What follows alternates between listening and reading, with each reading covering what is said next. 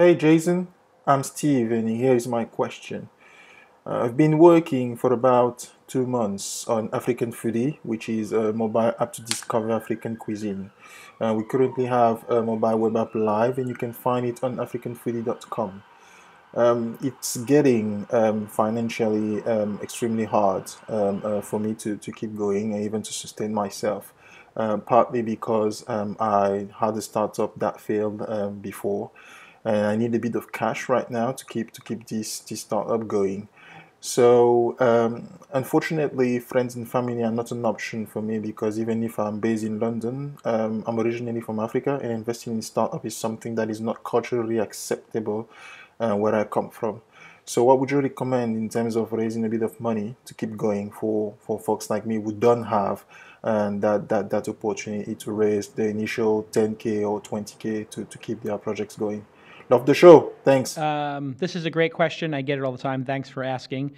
When you're bootstrapping, and especially when you're in another market where, let's face it, entrepreneurship is not as coveted and accepted, and risk-taking is not as embraced as the United States of America, or specifically the Bay Area, it can be difficult.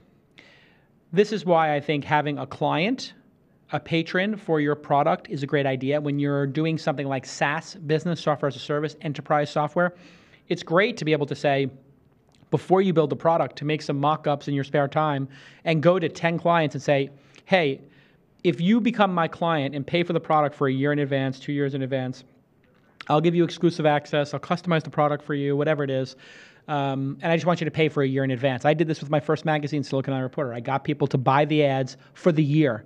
And I said, if 10 of you buy 4 ads each, and I do it quarterly, I'll have 40 ads, and I'll sell them for $500 each. I'll have $20,000 to start my newsletter. It literally worked.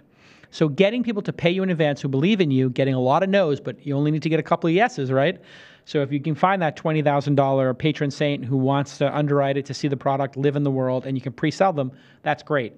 If not, there's a really easy fallback, which is you work for 20, 30 hours a week as a consultant. Hopefully you've got a great skill like design, UX, growth, being a developer, being a salesperson, and you put 20, 30 hours a week into that consultancy, and then you put your other 30, 40 hours a week.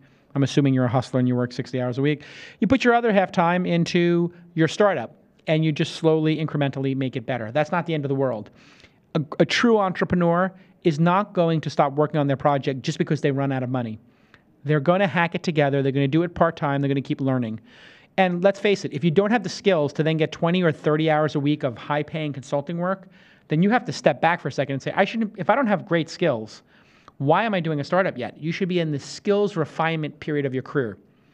Early in your career, you're refining your skills and you're getting practice at building stuff and, just becoming good at something. Then you do a startup. So if you can't get 10, 20, 30 hours of work a week at $50, $75, or $100, you're doing it wrong. Go get that skill, become a highly coveted person, sell yourself for 20, 30 hours a week, and then put that other money to work in your startup. Great question. Thank you for it.